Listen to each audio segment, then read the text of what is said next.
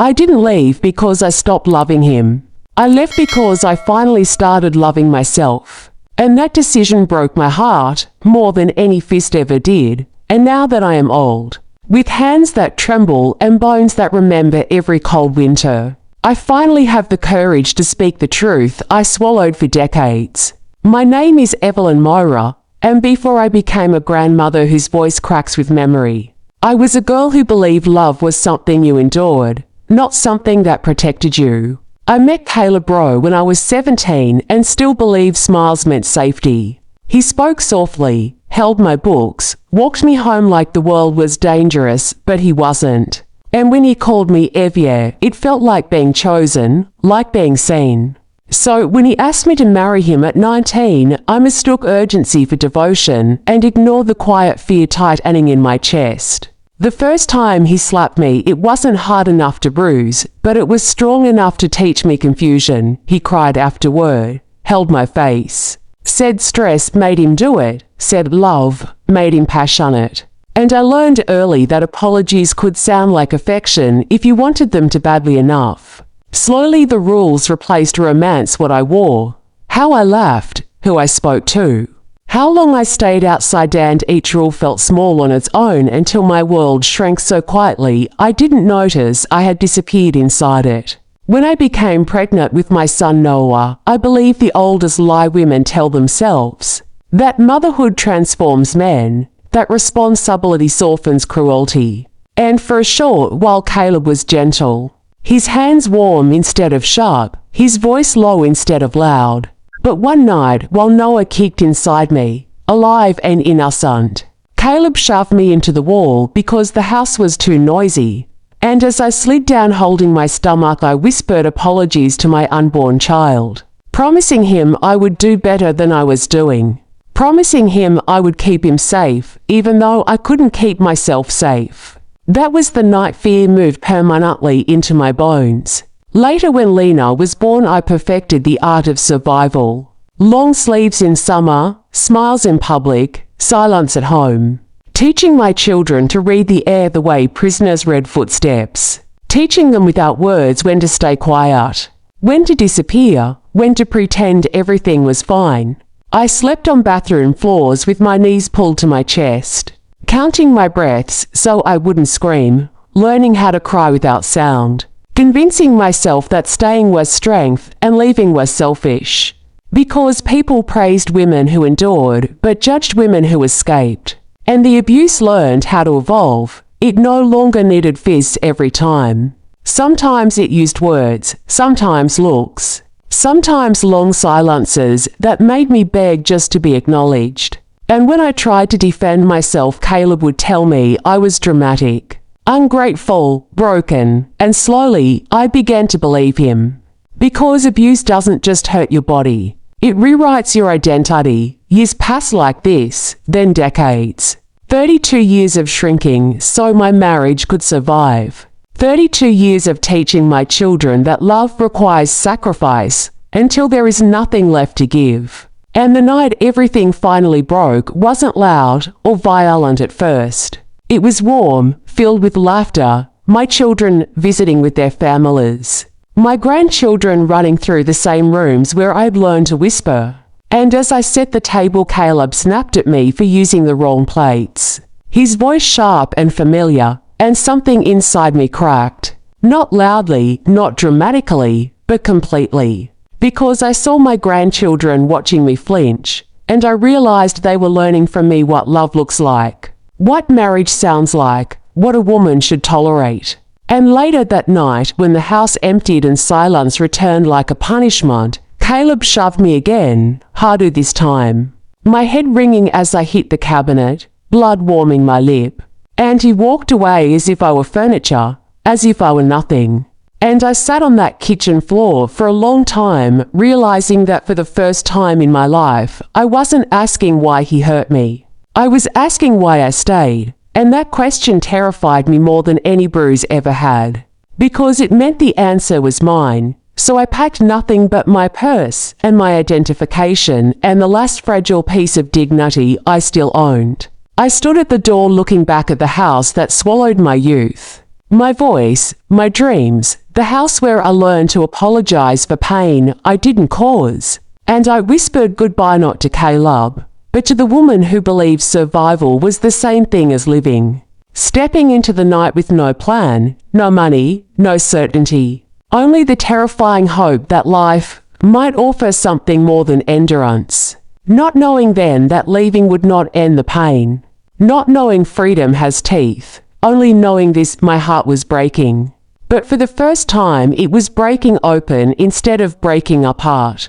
And I truly believed the worst was over. I truly believed escape meant safety. I truly believed love would never hurt me again. And I was wrong. Because the moment I walked away from my abusive past, the world was already preparing a new way to test how much pain an old woman's heart could still survive. I thought walking away would save me. I didn't know freedom would take everything else first. And I had no idea my own children would decide my fate next. I believed freedom would feel like relief, like air rushing into lungs that had been starved for decades. But the first thing freedom gave me was terror, raw and unfamiliar. Because when I stepped into the night carrying nothing but my purse and a shaking sense of resolve, I realized I had never learned how to exist without fear guiding my every move. And I walked until my legs burned because stopping felt dangerous. Because stillness reminded me too much of waiting for footsteps. And when exhaustion finally won, I sat on a cold bus bench as dawn crept in slowly, hugging my coat like it could replace the warmth of certainty. And with the sunrise came shame, heavy and suffocating. Because abuse teaches you that survival outside it feels like failure, that needing help means weakness, and I told myself this was temporary. That once my children saw me, they would understand. Because a mother's pain should be undeniable to the ones she gave her body to. So I went first to Noah, my son, the baby I apologized to before he was even born. Standing at his door with bruises blooming beneath my sleeves and exhaustion carved into my face. And when he opened the door, I expected concern, questions, arms around me. But instead his eyes filled with irritation before recognition. And he sighed like I was an inconvenience rather than a woman who had carried him for 9 months and protected him for decades. He didn't ask what happened. He didn't ask if I was safe. He asked what I had done this time, told me marriage was complicated, told me his father was old-fashioned, told me I shouldn't have provoked him. And in that moment something collapsed inside my chest, so quietly I barely noticed it falling apart. Because betrayal doesn't always scream, sometimes it speaks in calm, reasonable tones that make you doubt your own pain. And when I left Noah's house, I walked slower, heavier, carrying the unbearable realization that the silence I taught him had become his language too. Then I went to Lena, my daughter, the girl who once hid behind my legs when voices grew loud. The girl I shielded with my body more times than I can count. And she listened with crossed arms and tired eyes, saying she didn't have space for drama, that her children didn't need chaos, that if things were really that bad, I should have left years ago. And that sentence pierced deeper than any slap ever had, because it rewrote my entire sacrifice as cowardice, my endurance as choice, my pain as inconvenience. And I left her home understanding something devastating, that children raised in survival often mistake suffering for normalcy. And they resent the parent who finally breaks the pattern because it forces them to confront what they were taught to ignore. And suddenly, I wasn't just homeless, I was emotionally orphaned, wandering between shelters where women whispered their stories like confessions, where every mattress carried grief and every bathroom echoed with quiet crying. And at night, I lay awake listening to strangers breathe, realizing how dangerous loneliness feels after a lifetime of control. Because abuse fills every space so completely that emptiness feels like freefall. And I began questioning myself again, wondering if I had exaggerated, if I was selfish, if staying would have been easier for everyone else. Because society forgives abused women who stay but punishes the ones who leave. And some nights I stood outside familiar streets fighting the urge to return. Because pain you know feels safer than pain you don't. Because humiliation feels easier than uncertainty. And the only thing that stopped me was the memory of my granddaughter laughing freely in a house where I learned to whisper. The image of her small face absorbing lessons she didn't deserve. And I promised myself I would not go back just to be tolerated, just to be invisible, just to complete a role that had already consumed my life. But freedom is cruel in its own way. It strips you bare and forces you to face the person abuse erased. And I didn't know who I was without fear guiding my decisions. I didn't know how to make choices without asking permission.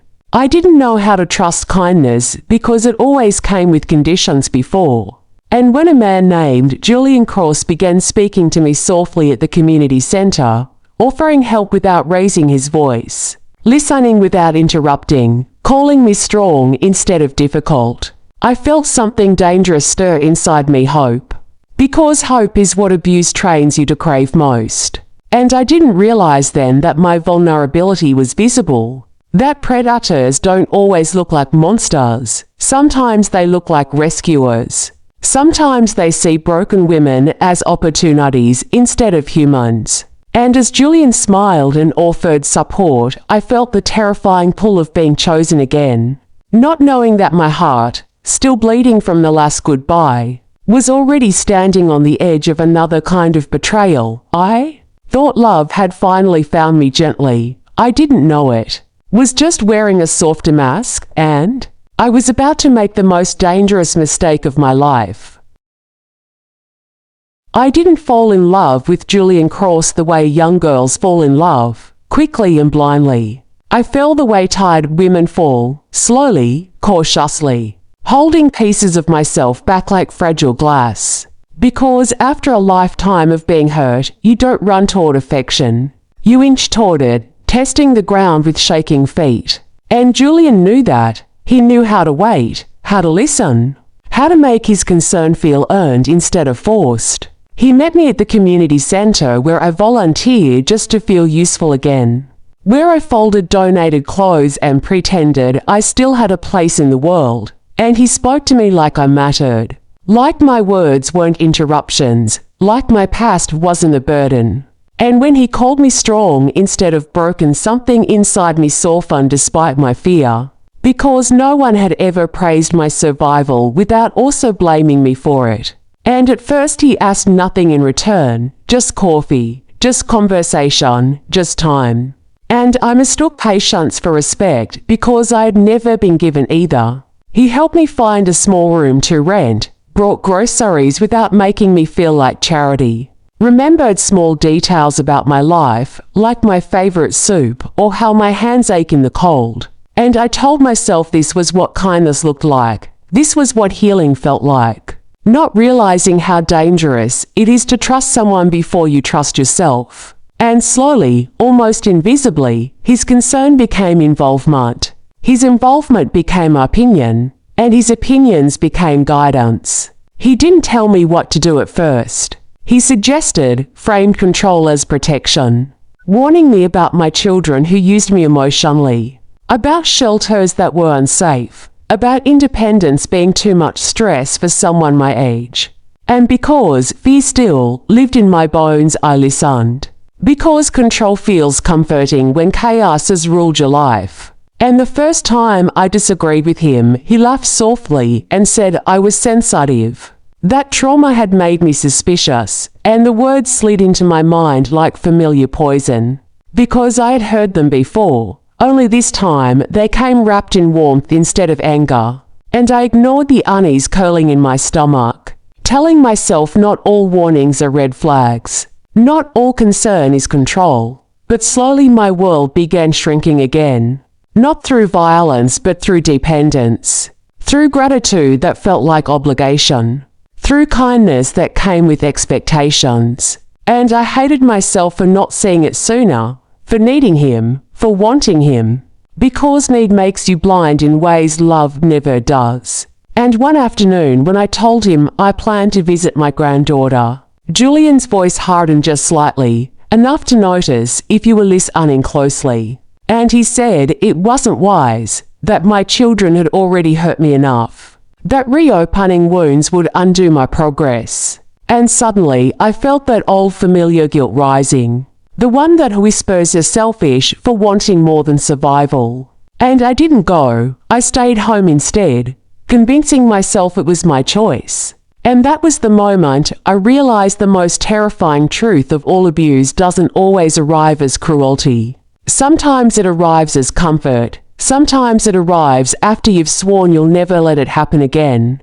And the day Julian raised his voice for the first time, just a little, not shouting but sharp, I felt my body respond before my mind did. Flinching, apologizing, shrinking, and he noticed. And something in his eyes changed, because predators recognize conditioning the way hunters recognize tracks. And after that the kindness faded faster, replaced by impatience, by reminders of everything he had done for me, by subtle threats of withdrawal. And I found myself once again measuring my words, adjusting my behavior, silencing my needs. And one night as I sat alone realizing I had traded one cage for another, I understood something devastating: that healing isn't a straight line. That leaving abuse doesn't mean you're free from its patterns.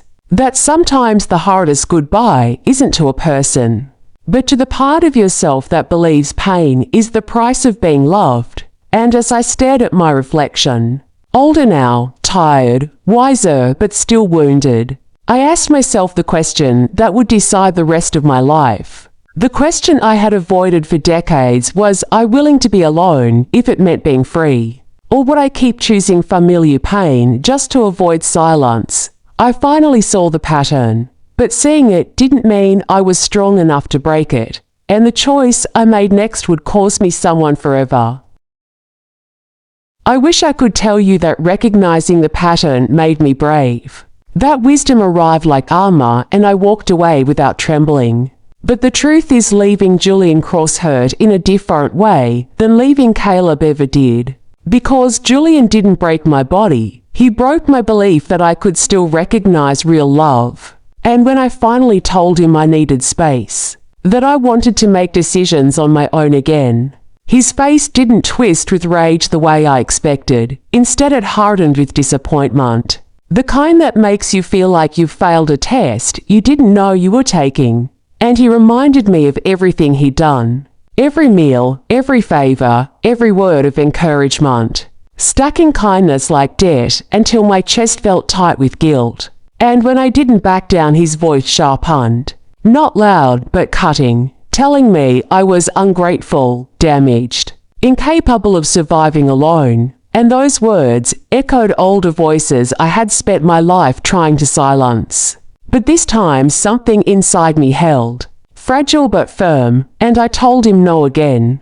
And that was when he withdrew, disappearing suddenly, cutting off help, connection, warmth, leaving me alone with the terrifying silence I had been running from my entire life. And in that silence, grief arrived in waves. Not just grief for him, but grief for the years I lost, the choices I never made, the woman I might have been if fear hadn't raised me. And I cried not like a victim, but like a mourner, grieving a lifetime of almosts and maybes. And it was during those weeks of loneliness that my health began to fail, my body finally demanding payment for decades of stress, my hands shaking worse, my heart racing without warning. Doctors using gentle voices to tell me my body was tired.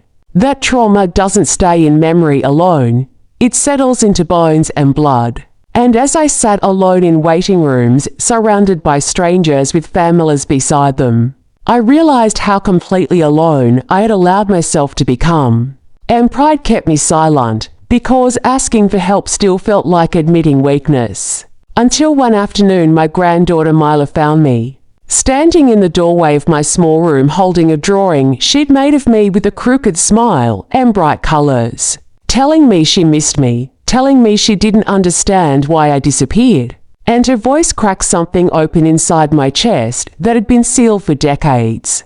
Because children don't see the excuses adults cling to, they only feel absence. And as I held her, I realized leaving abuse wasn't just about walking away from pain. It was about choosing who deserved access to my life. And for the first time, I allowed myself to speak honestly to my children. Not accusing, not begging, just telling the truth. Telling them what survival had cost me, what silence had taught them. And they didn't apologize the way I imagined. Healing rarely arrives perfectly formed, but they listened. And listening was more than I ever had before. And in that fragile reconnection, I learned something vital: that independence doesn't mean isolation. That strength isn't proven by suffering alone. And that love without fear feels unfamiliar, but not empty. And as I rebuilt my life slowly, choosing peace even when it felt lonely, choosing boundaries even when they hurt, I began to understand that goodbye is not a single moment, but a series of choices. And each day I woke up and chose not to return to cages that felt familiar. Even when my heart ached for company, even when the silence screamed. And I thought the hardest part was over. I thought this was the end of my struggle. But life had one final test waiting for me. One that would force me to face the most painful truth of all: that forgiveness is not the same as reconciliation. And love does not require self-destruction. I thought surviving was my final victory. I didn't know healing would demand one last sacrifice, and I wasn't sure my heart could survive it. I had survived Caleb, survived Julian, survived decades of silence and fear. But survival alone is not the same as living. And it took months of quiet mornings, long walks through parks where sunlight didn't feel like a threat, and evenings spent listening to my own heartbeat to understand what freedom really meant. That it was not just absence of pain, but the presence of choice. And slowly, I began to rebuild myself, piece by fragile piece. First allowing myself to sit in a cafe without flinching at every raised voice. Then letting my grandchildren hug me without fearing I was teaching them weakness. Then learning to speak my mind to my children without apology. Realizing that strength is not loud, it is steady. And in that steadiness, I found moments of joy I had thought I had lost forever. Like baking cookies with Mila and hearing her laughter echo through my small apartment. Like reading books without interruption. Like planting flowers on the balcony and naming each one for the hope they represented. And yet, even as life blossomed in small, beautiful ways, the past haunted me not as punishment, but as teacher, reminding me what I had endured, what I had survived, and what I could not allow again. And so I set boundaries that were firm, clear, and unyielding. Telling myself that love would never again mean the sacrifice of my self-respect. And slowly, my children began to see me not just as the mother who endured, but as a woman who finally chose herself, who finally learned that protecting her own heart was not selfish, but necessary. And one evening as I sat alone on my balcony watching the sunset paint the city gold, I realized something miraculous. The woman who had whispered apologies to her unborn son, who had walked into night after night of abuse, who had almost traded one cage for another, had finally spoken her own truth. And with that truth came peace, a fragile, trembling peace. But peace nonetheless, and I whispered to the wind, to the universe, to myself, that I had said goodbye. Truly goodbye, not just to Caleb, not just to Julian, not just to the years of fear, but to the version of me that believed enduring pain was the same as living. And for the first time in decades, my heart felt whole, not unbroken, but open. And I understood finally that the hardest part of saying goodbye is not leaving the abuser behind. It is leaving behind the fear, the guilt, the learned helplessness, the part of yourself that believes suffering was normal. And that is the goodbye I had finally mastered. The one that taught me the quiet triumph of choosing myself. And as I looked at the sky, I knew that my story, though rooted in heartbreak, was also a testament to survival, to resilience, to the stubborn, unyielding power of a heart that refuses to remain in darkness. And if my words can reach even one woman who feels trapped, I want her to know this: